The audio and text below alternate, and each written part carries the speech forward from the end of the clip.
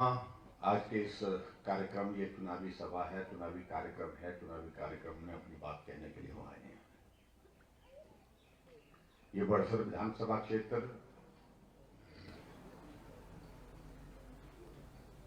हमने एक बार नहीं अनेकों बार जीता भी है, लेकिन इस बात को भी देखा हूं कि सब मेहनत करते हैं। मेहनत करने के बाद पिछली 2 बार से थोड़ी थोड़ी कसर छूट रही है, जबकि मेरा मानना है कि ये छूटनी नहीं चाहिए थी, लेकिन पीछे जो हो गया तो हो गया। आओ आज हम संकल्प करते हैं कि आने वाले समय में इस कसर को पूरा करेंगे। इस बार भाजपा का जीत।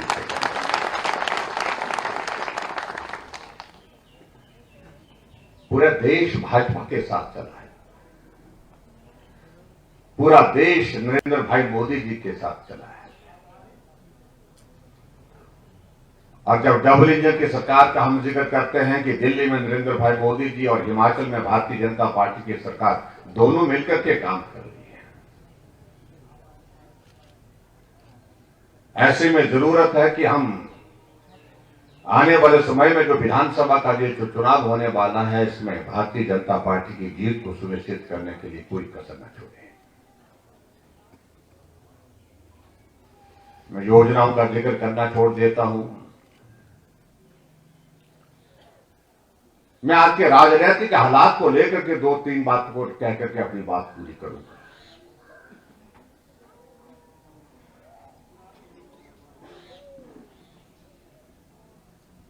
आज देश की जरूरत है नरेंद्र भाई मोदी, और आज प्रदेश की जरूरत है नरेंद्र भाई मोदी।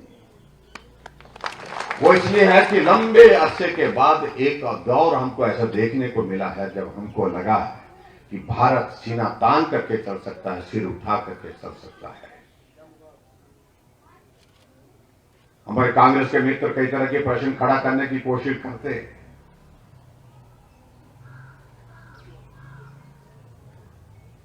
कि भाजपा क्यों।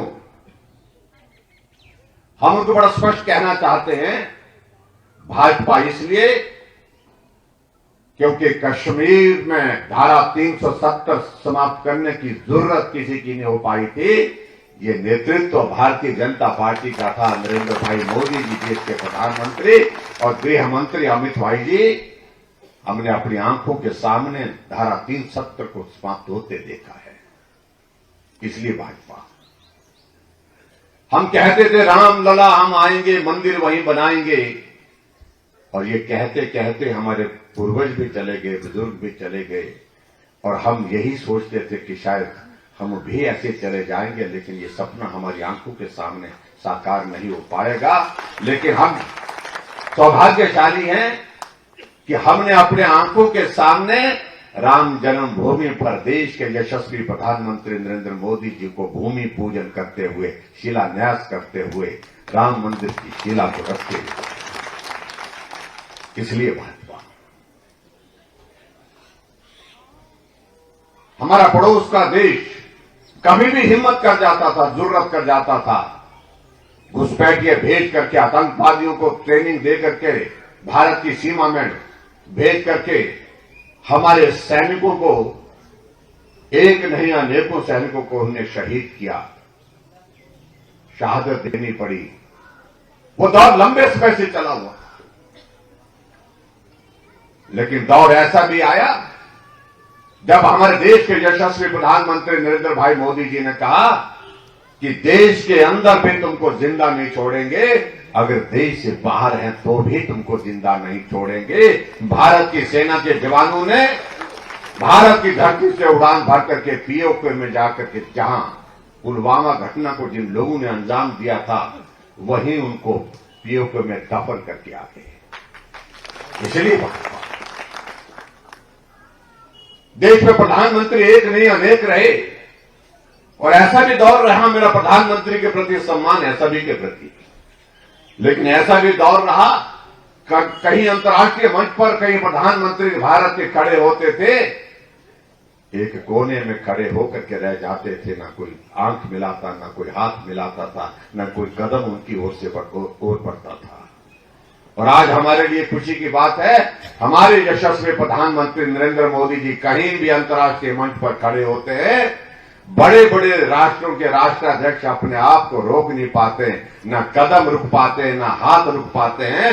कदम अपने आप चलते हैं, जहां नरेंद्र भाई मोदी जी खड़े हैं उनके साथ खड़े होकर के हाथ मिलाते हैं। इसलिए भारतीय जनता पार्टी,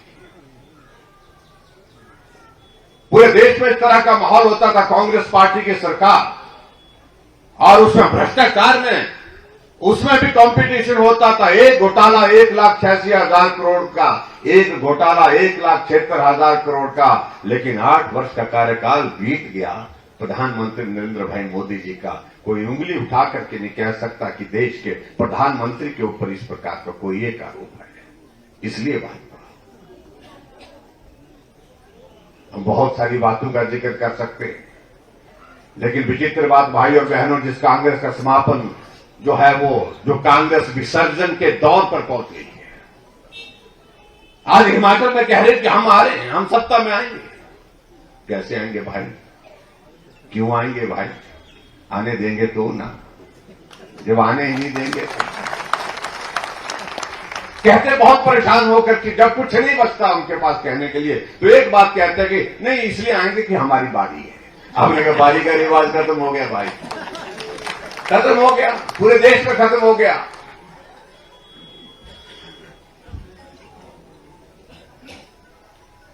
यहां उत्तराखंड हमारा पड़ोस का राज्य, जहां कहते थे कि हमारी बारी है, लेकिन बारी नहीं आई, और इसलिए जब बारी नहीं आई तो वहां नहीं आई तो यहां कहां से आएगी और कैसे आएगी?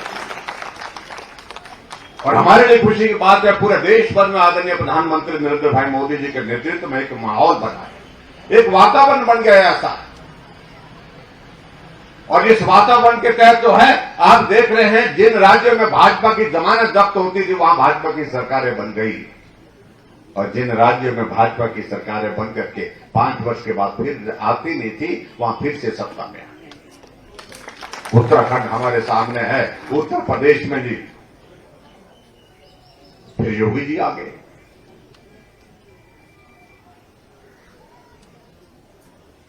इसलिए भारतीय जनता पार्टी की जरूरत हम महसूस करते हैं कि नरेंद्र भाई मोदी जी हिमाचल के बहुत करीब हैं।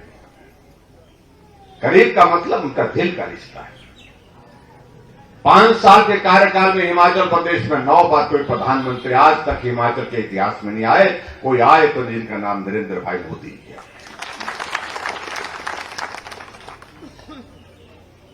लेकिन हमारे कांग्रेस के मित्रों को एक आदत पड़ी है, मोदी जी आते हैं तो मोदी जी जाने के बाद फिर कहते हैं मोदी जी तो आए थे लेकिन दिया कुछ नहीं, यही कहते हैं। लेकिन बेचारे सच्चे हैं। सच्चे इसलिए हैं कि इनको आदत पड़ी है, जब तक जेब में नहीं आया तब तक के लिए कुछ मानते ही नहीं, कुछ दिया। मैंने कहा भाई वो तो दौर खत्म हो गया, वो जो आप सोचते थे कि जेब में आएगा वो नहीं आएगा, वो दौर खत्म हो गया।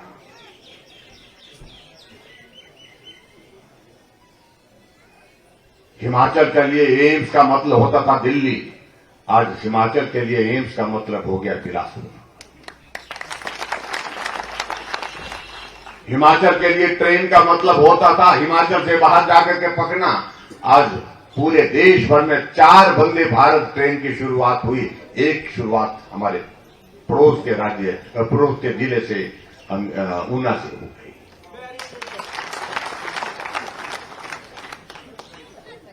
पूरे देश भर में 3 बल्क ड्रग फार्मा पार्क, जहां पर 20,000 से ज्यादा नौजवानों को रोजगार मिलेगा, उनमें से एक पहला बल्क ड्रग फार्मा पार्क कहीं मिला तो हिमाचल प्रदेश के ऊना जिले में मिला।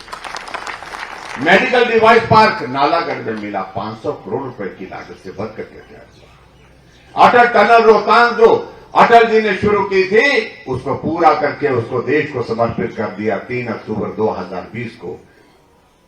उसके बावजूद भी कहते हैं कि मोदी जी आए थे, दिया कुछ नहीं।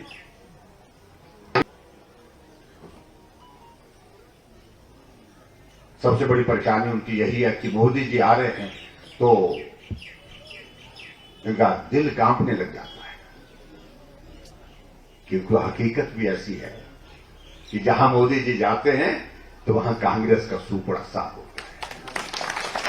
और आ रहे हैं 5 तारीख को आ रहे हैं, 5 तारीख को हमारे हिमाचल प्रदेश में आ रहे हैं। पहला कार्यक्रम उनका सुंदरनगर में, दूसरा सोलन में है और 9 तारीख को आपके सुजानपुर में है। आप सब आमंत्रित है भाई, कोई घर में नहीं रहना चाहिए, सारे के सारे जो है सुजानपुर में होने चाहिए। विचित्र स्थिति है कांग्रेस पार्टी की, और इनके नेतृत्व की हालत देखिए। यहां चुनाव लगे हैं, हिमाचल में चुनाव है, गुजरात में चुनाव है, इनके नेता यात्रा पर निकले हुए हैं। उधर भारत छोड़ो यात्रा पर निकले हैं और कांग्रेस के नेता भारत छोड़ो यात्रा पर निकले हुए हैं।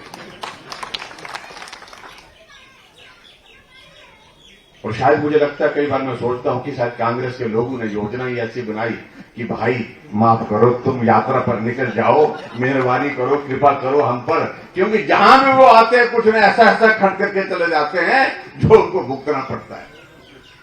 एक कांग्रेस के नेता बोले, यार तुम बीजेपी वालों का तो बहुत अच्छा, तुम्हारे नेता आते हैं तो बहुत अच्छा भाषण देते हैं, अपना नेता आता तो हम तो दिल थाम के बैठते हैं, पता नहीं क्या बोलते के जाएंगे। दिल्ली में महंगाई पर रैली की और रैली में भाषण देने लगे, भाइयों और बहनों महंगाई इस कदर बढ़ गई, आटा 40 रुपए लीटर हो गया।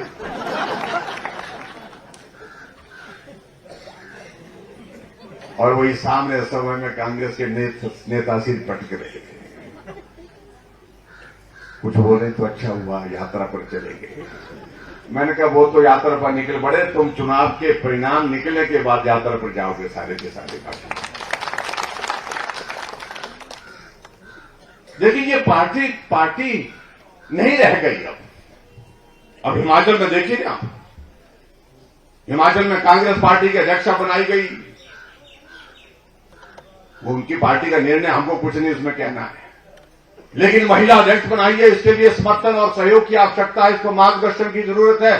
4 कार्यकारी अध्यक्ष बना दिए गए और 4 कार्यकारी अध्यक्ष बनाए गए, उनमें से 2 हमारे साथ आ गए, 2 रह गए। और कहा तो यह था कि ये 4 स्तंभ है कांग्रेस की, जो इमारत इस पर मजबूती के साथ खड़ी है। अब 2 रह गए, इमारत कितनी सुरक्षित रही, मुझे लगता है कि कभी भी इमारत जो है वो सुरक्षित नहीं हो सकती जो 2 पिलर पर रह गई है। जब कांग्रेस के लोगों ने पूछा, पत्रकारों ने पूछा उन कांग्रेस के नेताओं, भाई आप तो बड़े नेता, तो आपको कार्यकारी अध्यक्ष बनाया था, आप क्यों छोड़ करके आ गए? नेता ने कहा कि भाई साहब बहुत देर हो गई, बहुत पहले आना चाहिए था, क्योंकि हालात ऐसे बने, कुछ बचा नहीं वहां पर, ना नेतृत्व है, ना नीति है, ना नियत है। और इसलिए आज देख रहे हैं आप, जो कांग्रेस उत्तर प्रदेश में वर्षों तक सत्ता में रही, अभी चुनाव हुआ तो 400 सीटों में से 367 सीटों पर जमानत जब्त हो गई।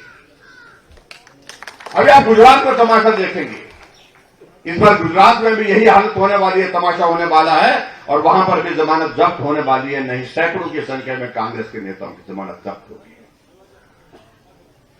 लेकिन फिर भी उसके बावजूद यहां हिमाचल में कह रहे हैं कि हम आएंगे, हम आएंगे। हमने कहा भाई साहब आप तो तब भी कहते थे जब 5 राज्यों में चुनाव हो रहे थे, पंजाब में चुनाव, हमारा पड़ोस का राज्य कह रहे थे कि हम आएंगे, चन्नी साहब आएंगे, चन्नी साहब आएंगे। लेकिन काम पंजाब तो गया, लेकिन चन्नी साहब भी दोनों जगह से चले गए। व्यवस्था है, मजबूरी है, कहना पड़ रहा है। और यहां मतलब तमाशा तो इस बात को देख रहे हैं कि हमने कहा कि नेता कौन है, कहा कि नेता कोई नहीं।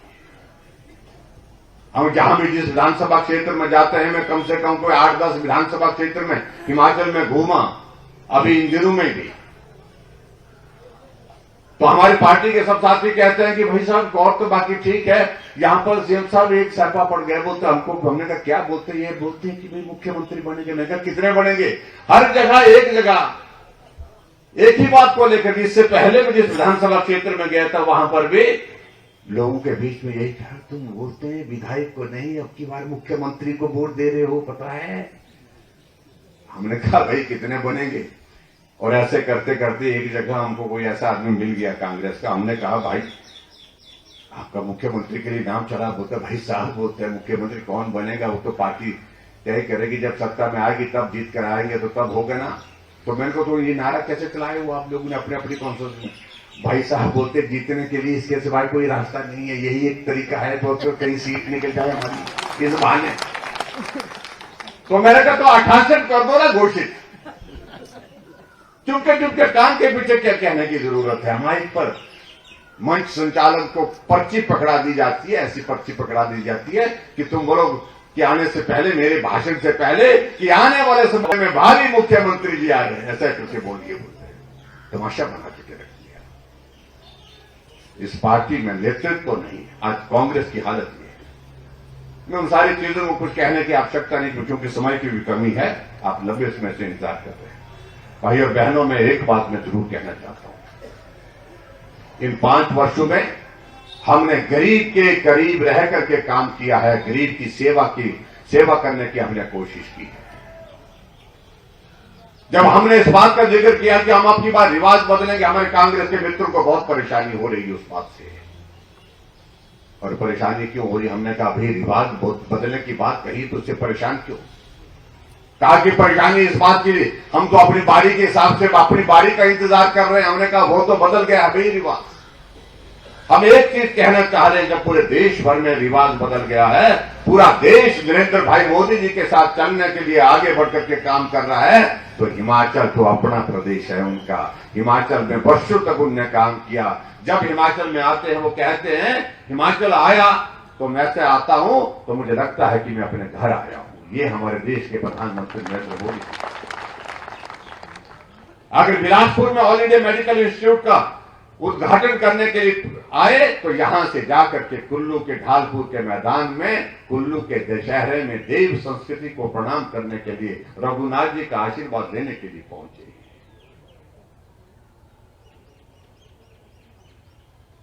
और देव संस्कृति का सम्मान करने के लिए पहुंचे। अगर केदारनाथ उत्तराखंड में प्रधानमंत्री जी दर्शन करने के लिए मंदिर में पहुंचते हैं तो सिर में हिमाचल की टोपी और गद्दी चोला, कमर में हिमाचल का मफलर, पांव में पूड़े हिमाचल की, ये पहन करके पहुंचे। ये संदेश क्या देता है कि हिमाचल प्रधानमंत्री के जो है कितना करीब है। रग रग में हिमाचल प्रदेश है, हिमाचल प्रदेश की भावना के साथ। इसलिए भाई और बहनों, जरूरत है सारी बातें एक तरफ, हमको जो काम करना है वो एक लक्ष्य को लेकर के करना है। ये हिमाचल जिसको आदरणीय प्रधानमंत्री जी ने कहा ये मेरा अपना घर है, ये घर उनका है तो उनके साथ दिखना चाहिए, दिखना ही नहीं चाहिए, ये चलना चाहिए। और चलना ही नहीं चाहिए, उनके साथ चट्टान की तरह खड़ा होकर के हमको काम करना है। इसके लिए आप सबका आशीर्वाद चाहिए। और डबल इंजन की सरकार का हमने जिक्र किया, क्योंकि कांग्रेस के लोग आजकल जिस तरह का भाषण दे रहे हैं, जिस तरह की घोषणा कर रहे हैं, गारंटी दे रहे हैं, हम गारंटी देते हैं। अरे गारंटी तो तुम्हारी अपनी नहीं है, पहले तुम्हारी अपनी गारंटी नहीं है, तुम गारंटी की बात कर रहे हो। गारंटी तो आपने 2012 में ये दी थी कि हिमाचल प्रदेश में हर परिवार से एक सरकारी नौकरी देंगे। क्या हुआ उस गारंटी का? ये प्रश्न है, इस प्रश्न का उत्तर पहले दीजिए। गारंटी तो आपने 2012 के चुनाव में यह भी दी थी कि हम बेरोजगारों को बेरोजगारी भत्ता देंगे। कितने बेरोजगारों को भत्ता दिया आपने? बेरोजगारी भत्ता दिया, इस बात का भी हिसाब दीजिए। आज कह रहे हैं कि हम 18 साल से 60 साल की महिलाओं के लिए 1500 रुपए महीने का डालेंगे। और इसकी घोषणा करने के लिए छत्तीसगढ़ के मुख्यमंत्री शिमला आते हैं। मैं उनसे पूछना चाहता हूं कि अपने प्रदेश में आप दे रहे हैं क्या? कभी मैं अखबार में देख रहा था, कांग्रेस पार्टी के वरिष्ठ नेता अनिल शर्मा इस बात का जिक्र कर रहे थे, मुझे मालूम नहीं भाई ये किसने बोला है, किसने कहा है, मुझसे पूछ करके तो बात नहीं की गई। पैसा कहां से आ गया मुझे मालूम नहीं। क्या हो गया कांग्रेस को? जो चीज तुम कर नहीं सकते हो, जो करना संभव नहीं है, उस चीज के बारे में जिक्र कर रहे हो। हमने तो कहा, हमने गारंटी नहीं दी, हमने काम करके दिखाया। हमने कभी वादा नहीं किया था कि हम 60 साल से ऊपर के सभी बुजुर्गों के लिए पेंशन का प्रावधान करेंगे, लेकिन हमने कर दिया, तब हम उसका जिक्र करेंगे। हमने कभी गारंटी नहीं दी थी कि हम हिमाचल प्रदेश में हर गरीब आदमी के घर में गैस का चूल्हा पहुंचाएंगे गृहिणी सुविधा योजना के अंतर्गत, उज्ज्वला योजना के अंतर्गत, लेकिन हमने गारंटी नहीं दी थी, लेकिन हमने करके दिखाया है। आज हिमाचल प्रदेश के हर घर में गैस का चूल्हा पहुंचाएगा। हमने गारंटी नहीं दी थी कि हम हिमाचल प्रदेश में गरीब लोगों के इलाज के लिए 5 लाख रुपए का हेल्थ कवर देंगे, लेकिन हमने करके दिखाया, इसलिए हम उसका जिक्र कर रहे हैं। हम हिम के योजना, हमने गारंटी कहीं नहीं दी थी कि कोई आदमी अगर बिस्तर पर पड़ा है, लाइलाज बीमारी उसके साथ ऐसी लग गई है जो जिंदगी भर बिस्तर पर होगा, उसके लिए हम 3,000 रुपये उसके खाते में डालेंगे। हमने करके दिखाया। हमने सहारा योजना के अंतर्गत 20,000 ऐसे लोगों के लिए हर महीने का हम 3,000 रुपये उनके खाते में डाल करके उनकी मदद कर रहे हैं। हमने करके दिखाया।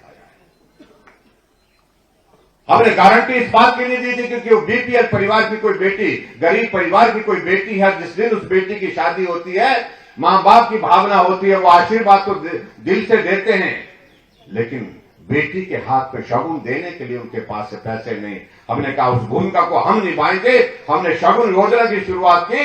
हमने इस काम को हम सरकार की ओर से करेंगे।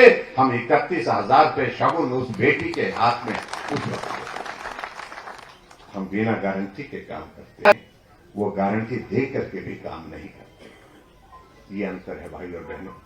इसलिए मैं आप सबसे यही निवेदन करने के लिए आया हूं कि हमको आने वाले समय में इस विधानसभा के चुनाव में सरकार भाजपा की बनेगी। मैं आपको बता रहा हूं, भाजपा की ही बनेगी, सिर्फ भाजपा की ही बनेगी। इसलिए बनेगी ये हिमाचल नरेंद्र मोदी जी का अपना हिमाचल है, उनके दिल के करीब है, इसलिए बाकी सारी चीजों को कोई नहीं देखता। इस विधानसभा क्षेत्र में बहुत सारी चीजों को लेकर के भाई बलदेव शर्मा जी मेरे साथ वर्षों तक हम इकट्ठा रहे हैं।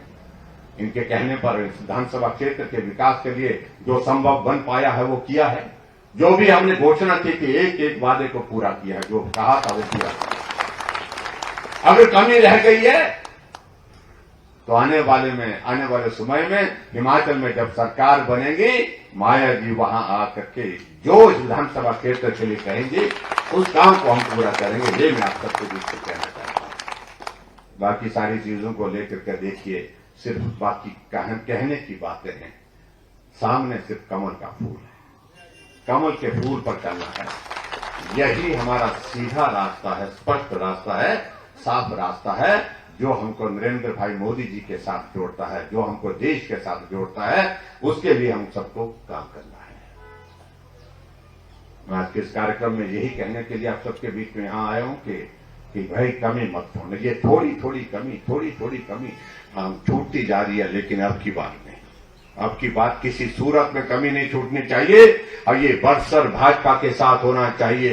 ये बरसर हिमाचल प्रदेश में भारतीय जनता पार्टी के सरकार के साथ विधानसभा के अंदर होना चाहिए, ये बाहर नहीं होना चाहिए। उसके लिए हम आप सबसे आशीर्वाद मांगने के लिए आए हैं और मुझे पूरा भरोसा है अब की बार आप शानदार जीत, और जीत ही नहीं शानदार जीत यहां इस विधानसभा क्षेत्र से आप हासिल करेंगे। और मैं आप सबसे यही निवेदन करना चाहता हूं, माया जी को आप यहां से भारी बहुमत से जीता करके आप भेजिए। उसके बाद विकास का जिम्मा हमारे पास, हम सब मिलकर के काम करेंगे। इतनी बात कहते हुए आप सबको बहुत बहुत धन्यवाद। नमस्कार, जय हिंद, जय हिमाचल। खुदा जनता को दूर रखे, खुदा जनता को दूर रखे, काम की परेशानियों में। जयराम जी, चौपड़ सरवाने मेरा माननीय मुख्यमंत्री जी से एक साधारण अनुरोध है कि एक दिव्यांग है, वो एक पेंटिंग देना चाहते हैं। दिव्यांग जी है, दिव्यांग बच्चा है एक, वो माननीय मुख्यमंत्री जी को पेंटिंग देना चाहते हैं।